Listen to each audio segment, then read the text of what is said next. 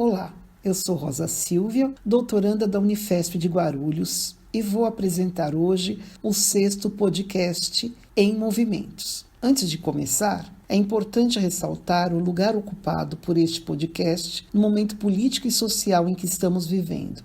Seus conteúdos de caráter bastante simples, em comentários de poucos minutos, visam provocar conversas. Nesse país em que o sistema político produz e se sustenta na pobreza, em que a desigualdade social e o racismo são estruturantes e orientam as relações sociais, é fundamental refletir sobre as condições em que vivemos. E não é de hoje, é da população trabalhadora, das mães de crianças com e sem escolas, que buscamos reunir reflexões. Falamos em nossos últimos podcasts das condições de professoras e mães que estão no olho do furacão dessa pandemia. Há que se pensar sobre quais são as populações mais atingidas. Quais bairros das grandes cidades? Tem sido gerado um efeito de caos. Temos nos orientado dentro do caos e querem nos fazer crer que a responsabilidade pelos acontecimentos é nossa.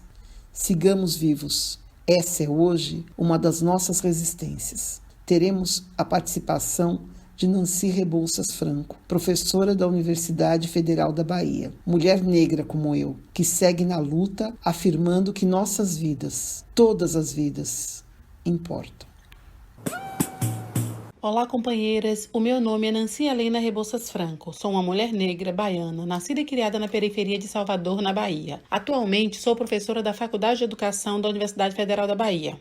Agradeço a Márcia Gobi e ao seu grupo de pesquisa a possibilidade de discutir questões que nos afligem enquanto mulheres negras, pobres e da periferia em tempos de pandemia, ou seja, de disseminação mundial de uma nova doença, a Covid-19, causada por vírus e que tem como sintomas febre, dificuldade para respirar, dores, cansaço, tosse seca, entre outras. Ninguém solta a mão de ninguém. A nossa mão sempre ficou solta. Ou melhor, nós vamos construindo grupos de apoio na luta cotidiana pela garantia da sobrevivência. O que temos no Brasil de 2020 é um Estado que investe cada vez menos em áreas essenciais, como educação, saúde, moradia e segurança. E qual o papel do governo brasileiro nesse momento de pandemia? Salvar vidas. Para isso, é importante seguir as recomendações da Organização Mundial da Saúde e dos cientistas e, ao mesmo tempo, assegurar medidas econômicas de apoio aos milhões de cidadãos brasileiros, pequenas e médias empresas. Na prática, o que temos é um país que não tem dado conta dessa tarefa.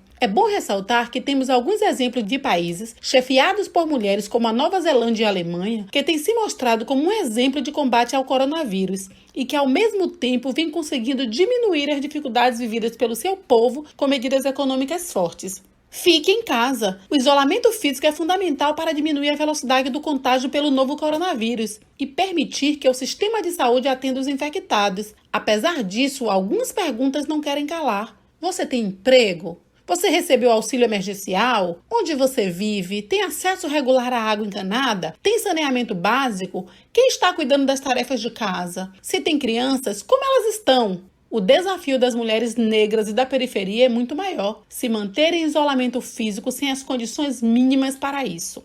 São as mulheres que sofrem ainda mais o efeito dessa pandemia. Sobre nós está a sobrecarga do trabalho doméstico e isso inclui o cuidado com os mais vulneráveis, como idosos e crianças. Sobre nós está a exposição à violência doméstica e também a vulnerabilidade econômica.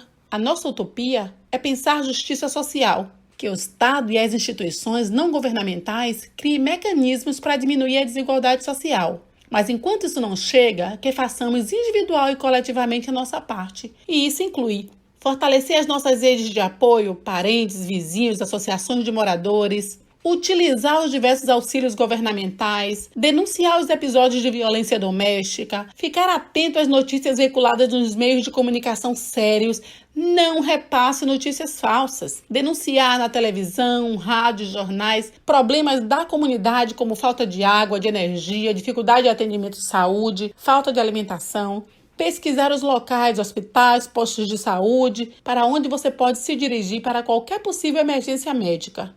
Como diz a jornalista Eliane Brum, o maior ato de desobediência civil nesse momento no Brasil é sobreviver. Sobreviva, cuide do seu corpo e da sua mente. Isso vai passar e exigir de você estar fortalecida para as lutas que virão. Se você tem crianças, lembre-se, as crianças são o nosso elo para o futuro, nossa certeza de permanência. Tente fazer com que a vida delas seja o mais normal possível. Pense numa rotina, horário de acordar, de estudar, de brincar, de ajudar nas tarefas de casa, de dormir, e vá seguindo a sua intuição. Eu quero terminar citando Paulo Freire. É preciso ter esperança, do verbo esperançar. Esperançar é se levantar, é ir atrás, é construir, é levar adiante, é juntar-se com outros para fazer de outro modo. Esperançar é não desistir e ter fé na vida. Que nós continuemos a honrar o sonho de liberdade dos nossos ancestrais. Helena Mikhalkova, no poema A Sala das Chaves Antigas, nos diz: minha avó uma vez me deu uma dica. Em tempos difíceis, você avança em pequenos passos. Faça o que você tem que fazer, mas pouco a pouco. Não pense no futuro, nem no que pode acontecer amanhã. Lave os pratos, retire o pó, escreva uma carta, faça uma sopa. Você vê?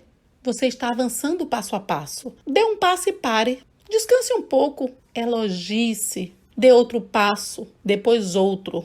Você não notará, mas seus passos crescerão cada vez mais. E chegará o tempo em que você poderá pensar no futuro sem chorar. Caminhemos.